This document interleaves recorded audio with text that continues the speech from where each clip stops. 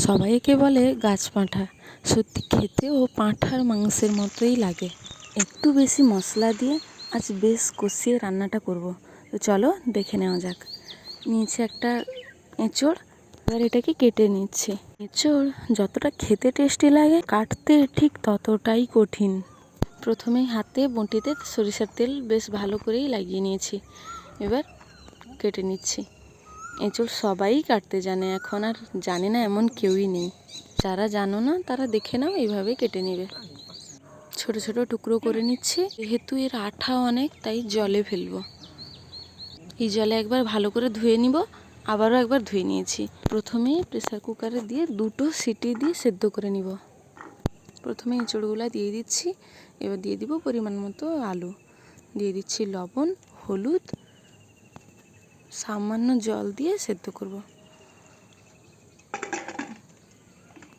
তোমরা চাইলে সেদ্ধ না করে ভেজেও রান্না করতে পারো।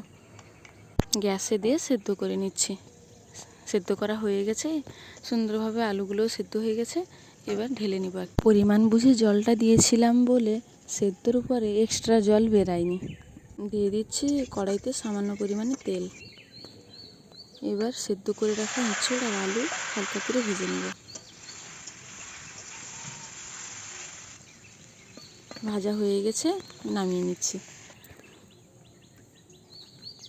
কড়াই পরিষ্কার করে আবারও দিয়ে দিচ্ছি তেল, বেশ অনেকটাই তেল দিয়েছি। এবার দিয়ে দিচ্ছি চিনি। এবার কেটে রাখা পেঁয়াজ দিয়েছি। এখানে আমি বড় বড় সাইজের 2টো পেঁয়াজ নিয়েছি। পেঁয়াজটা যাতে তাড়াতাড়ি গলে যায় তার জন্য 1 চামচ পরিমাণে লবণ দিয়ে দিচ্ছি। পরে টেস্ট বুঝে আবার লবণ দেব। দিয়েছি রসুন বাটা। দৈনিক রান্নার চেয়ে বেশ অনেকটা পরিমাণেই দিয়েছি। সেই পরিমাণে দিয়ে দিব আদা বাটা। ভালো করে মশলাটা আর একটু কষিয়ে নেব। দিয়ে দিচ্ছি বড় বড় সাইজের 2টো টমেটো। এবার হলুদ দিয়ে একটু কষাবো। লঙ্কা গুঁড়ো দিয়ে দিচ্ছি পরিমাণ মতো, তোমরা তোমাদের পরিমাণ বুঝেই দিবে। দিয়ে দিচ্ছি সামান্য জল। মশলাটা ভালো করে গলে যাবে, কষানোটাও ভালোভাবে হবে। ভালো করে কষিয়ে নিচ্ছি। মশলা থেকে তেল ছেড়ে এসছে প্রায়। এবার দিয়ে দিচ্ছি এঁচোড় আর আলুটা।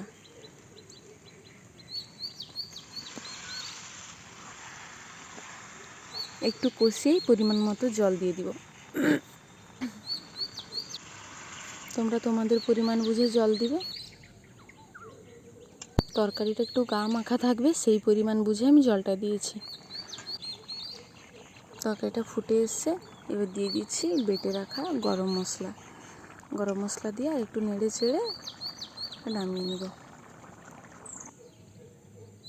দেখো নামানো হয়ে গেছে, দেখতে তো বেশ ভালো লাগছে।